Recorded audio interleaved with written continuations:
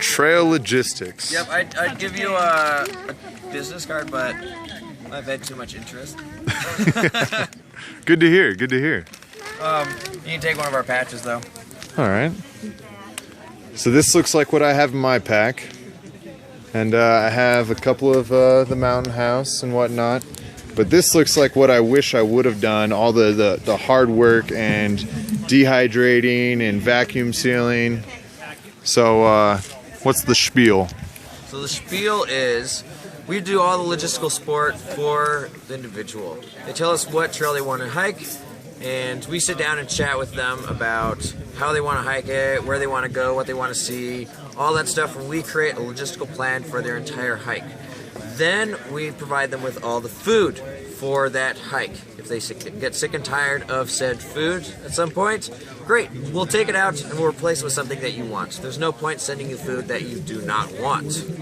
If for some reason you can't finish the trail, unfortunately, that sometimes happens. The stuff that you haven't used, we can, for the most part, refund you.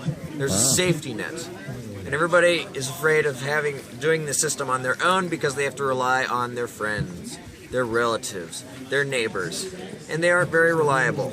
They're at work, they're on vacation, they're at a friend's house. We have a through hiker that has hiked your trail, whatever trail it is, we have one that will be your support person, understanding that you are a through hiker and what your needs are and what your wants are. If you ask for toothpaste and a surprise, you're not going to get a giant tube of toothpaste and a glass mason jar full of almond butter. Every hiker has happened. You will not get that. We have a good food that is specifically designed for hikers. Yep. So we have, it looks like noodles and some, is this dehydrated or freeze-dried? Dehydrated, everything is dehydrated except for the meats, which are freeze-dried. And so you do other stuff besides just food. If I need toothpaste or something like that. Yes, we can do all those things. If you need and if you want, you can set up a gear allowance with us. So what that means is, if you are on a financial budget and say, you have all food, that's done. You can set aside $500, $1,000, or whatever you want as your gear allowance. So when you need new shoes, we send you new shoes and we just take it out of your gear allowance. It's the same price that you'd pay at backcountry.com or Amazon, but you don't have to pay for shipping or anything like that. And I could get a tip on the trail, you got to use these shoes, and I can call you up and say, I want this brand. We have a ton of knowledge, but you're the only person that knows how to hike your hike. Everybody else in the world will tell you how to hike your hike, but you're the only one that knows how to. So you will tell us what you want, and we will provide what you want. We have a lot of information and a lot of background. Every single one of our partners is a minimum triple crowner. So we have a lot of background. Wow. But we are not you. We can give you tips and helpful hints, but we're not going to tell you how to hike your hike. We're just going to aid you in yours. All right. So what does something like this run? If I were doing the Pacific Crest Trail through hike, let's say 20 resupplies, or what would you recommend to somebody that is coming to you for a through hike on the PCT? We would talk to them and do them on an individual basis, and that depends on the person. Some people like to have the shortest spans possible, so they're carrying little food and they're happy to go in and get more. Some people hate towns. They want to do long stretches, like 14-day stretches, and avoid everything. Some people love beer and they want to go to every single microbrewery.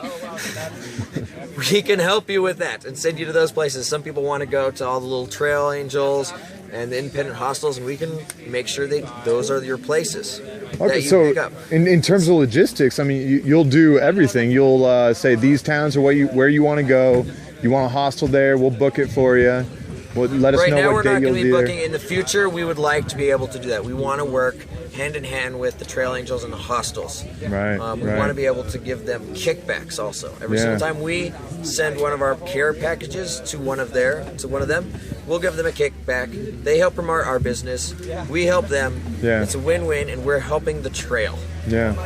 So what are some of the foods here that you recommend? And this is just a very small sample of what we actually offer. It's just very, very small sample.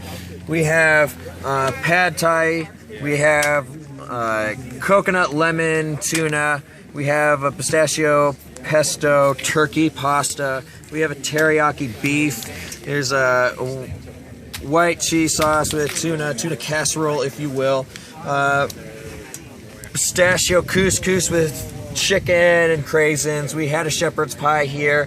For breakfast, we have our oatmeals, not your normal oatmeals that you usually get. There's muscle milk, chia seeds, flaxseed, a lot of good stuff, fruit, granola, tons of other good stuff. If you get so sick and tired of that, you want something else, breakfast rice pudding.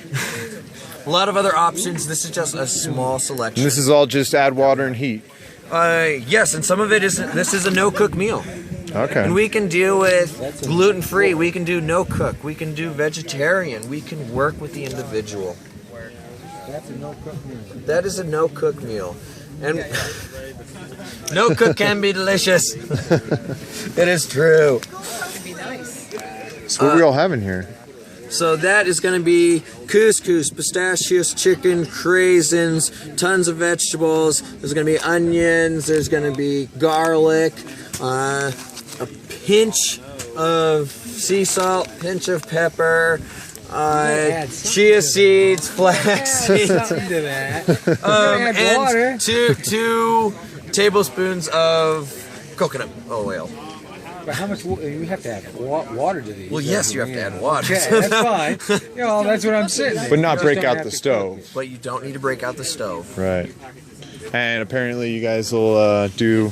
Hikers need caffeine. We can provide caffeine. Yep. An average price point. And of course, this varies based on certain dietary needs and restrictions and complexity and all this stuff. But estimate $20 a day, which is realistically what this costs hikers. Yeah, yeah. So what do you replace? I obviously wasn't here for the whole thing. So what do you replace that with? Just 3 meals, or is it? What exactly do you say replace that with on the day? So yeah, replace those with that. You replace this with this. All the rest of the snacks. Most people have talked to hikers 6 to 10 snacks a day, which are Snickers bars, Reese's, Pop-Tarts, whatever. Replace it with proper meals, summer sausage and hard cheese. That will provide you with enough calories, actually more calories than that, more nutrition than that. You won't get the undying starvation that most people do. It's easier, it's reliable. It's lighter, faster, you get to enjoy the trail more. However, there is a downside. There's pros and cons for everything. You won't be able to finish a pizza when you get to town. You won't be able to have those dying urges to eat all that stuff. It surprised me. I have done lots of hiking. I used to have the undying starvation. I know it. I'd be able to go into town and be like, large pizza. Okay, that was great. Half-gallon challenge, done. And just eat all of that in one sitting. Our last hike, 35 miles a day with a heavy backpack with lots of camera gear and batteries and all this stuff. 35 miles a day, all that stuff. I couldn't eat a pizza. I was eating too well. I lost 0 pounds. I lost 0 muscle. I didn't have the T-Rex syndrome that thru hikers get. If you don't know what the T-Rex syndrome is, massive, powerful legs, tiny little arms. I lost 40 pounds in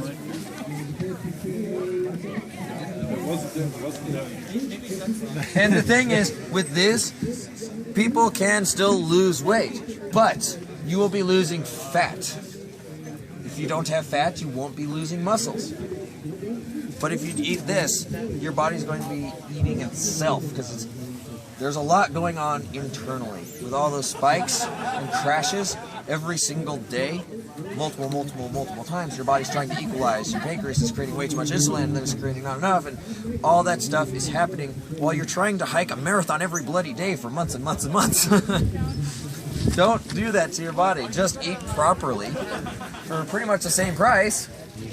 Carry less. It's the truth. It's so simple. Well, Shay with Trail Logistics, thank you.